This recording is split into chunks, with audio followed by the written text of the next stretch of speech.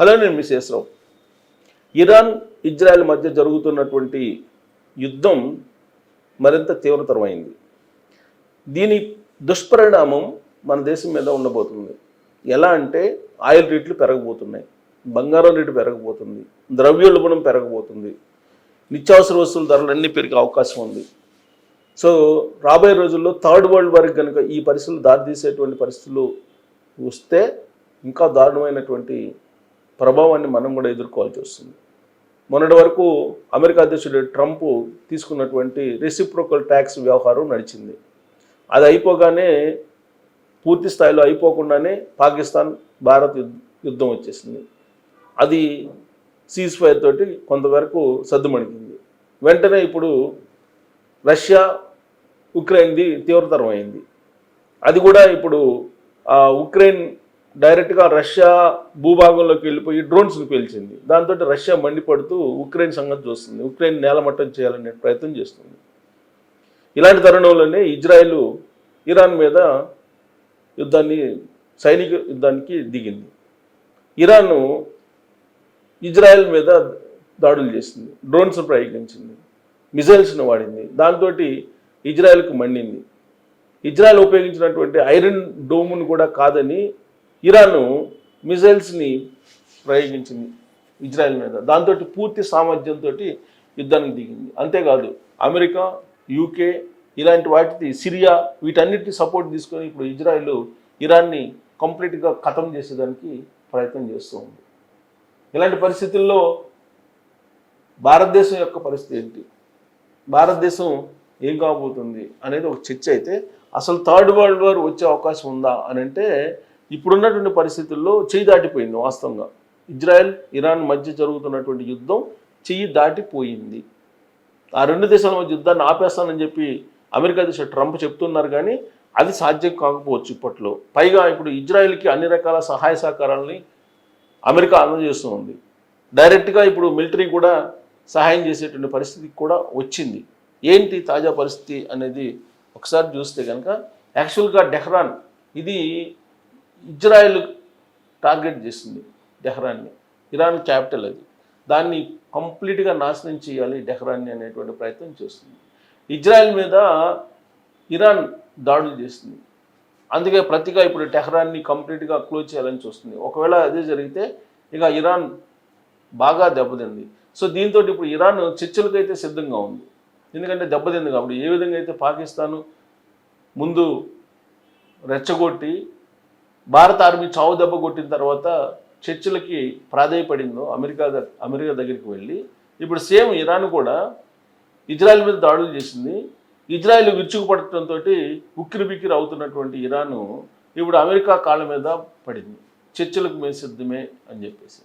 కానీ ఈ పరిస్థితుల్లో చేయి దాటిపోయింది. ఇక ఈ పరిస్థితుల్లో చర్చలు అనేది సాధ్యం కాకపోవచ్చు, శాంతి చర్చలు అనేది కూడా వినిపిస్తోంది.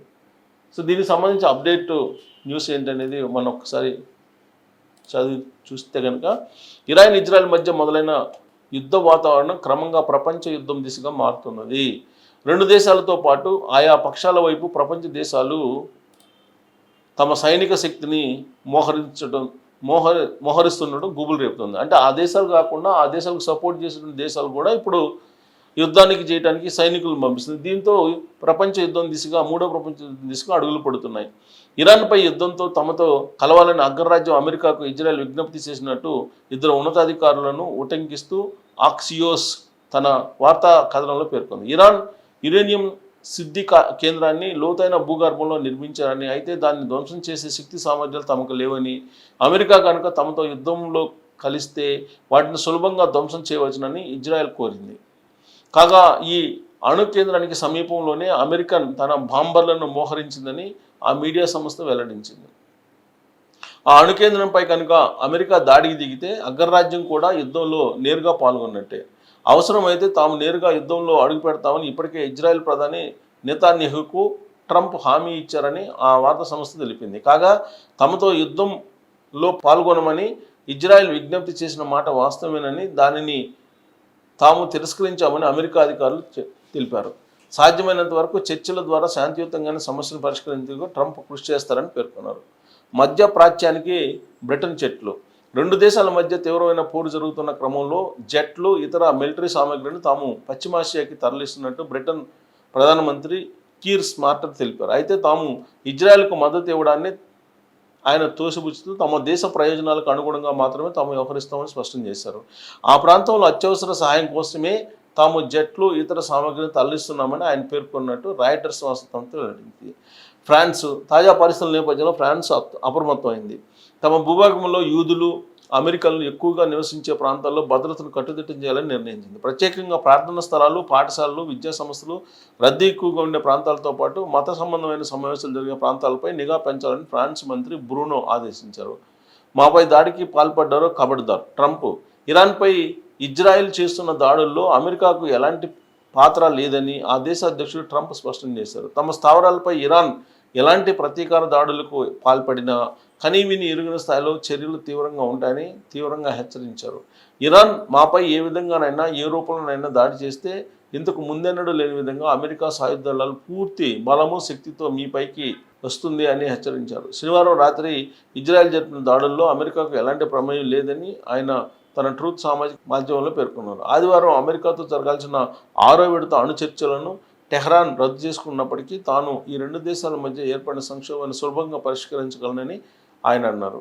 యుద్ధం అంచిన ప్రపంచ దేశాలు ఇరాన్పై ఇజ్రాయెల్ వాయుసేనతో దాడులు ప్రారంభించగానే గతంలో ఎన్నడూ లేని విధంగా 3వ ప్రపంచ యుద్ధానికి దారితీసే పరిస్థితులు ఈసారి ఏర్పడనున్నాయని అమెరికాకు చెందిన ఒక ఉన్నతాధికారి హెచ్చరించారు. ప్రపంచం గతంలో ఎన్నడూ లేనంతగా ప్రపంచ యుద్ధానికి దగ్గరలో ఉందని, ప్రస్తుతం 3వ ప్రపంచ యుద్ధ ముప్పు ప్రచ్ఛన్న యుద్ధ యుగం కంటే కూడా ప్రమాదకరమైనదని, ఆ ముప్పు దగ్గరలోనే ఉందని వాషింగ్టన్ పోస్ట్ నివేదిక వెల్లడించింది. సో కాబట్టి ఇప్పుడు జరుగుతున్నటువంటి ఇజ్రాయెల్ ఇరాన్ యుద్ధము 3వ ప్రపంచ యుద్ధం అంచుల్లో ఉంది.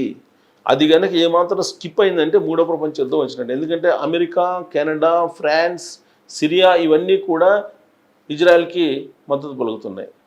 సో కాబట్టి ఇక డైరెక్ట్గా కనుక రంగంలో దిగితే ఇప్పుడు ఇరాన్ అణు స్థావరాలు ఏవైతే ఉన్నాయో ఆ అణు స్థావరాల పక్కనే అమెరికాకు సంబంధించినటువంటి ఆయుధ సామాగ్రిని దాచారని చెప్పి అంటున్నారు.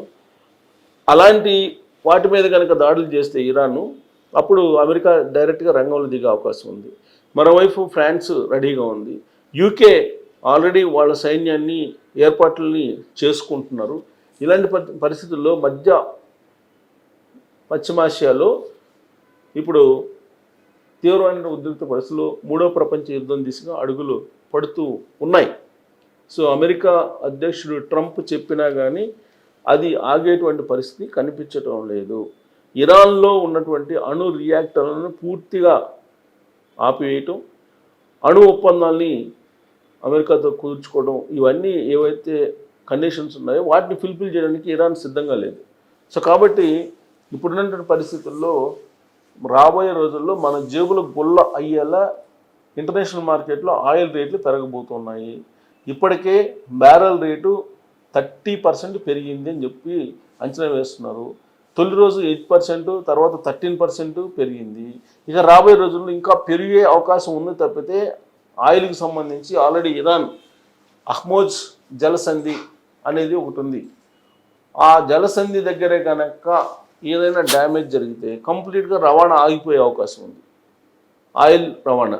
అప్పుడు ఏ స్థాయిలో ఆయిల్ రేట్లు పెరుగుతాయో కూడా మనం అంచనా వేయలేనటువంటి పరిస్థితి, ప్రమాదకరమైన పరిస్థితి, భయంకరమైన పరిస్థితి నెలకొంది. కాబట్టి ఈ యుద్ధం ఇప్పుడు ఆగిపోవాలంటే ట్రంప్ కీలకం. సో ఇజ్రాయెల్ ఇంటలేదు, ఇరాను ఇంటం లేదు. ఇలాంటి పరిస్థితుల్లో రాబోయే రోజుల్లో మనం మానసికంగా అంతర్జాతీయ ఆయిల్ రేట్ల పెరుగుదలకి సిద్ధపడి మన జేబులు గొల్ల చేసుకునే పరిస్థితి వస్తుంది. గోల్డ్ రేటు కూడా పెరిగేటువంటి అవకాశం ఉంది. సో దీని మీద మీరు కామెంట్ చేయొచ్చు. Thank you.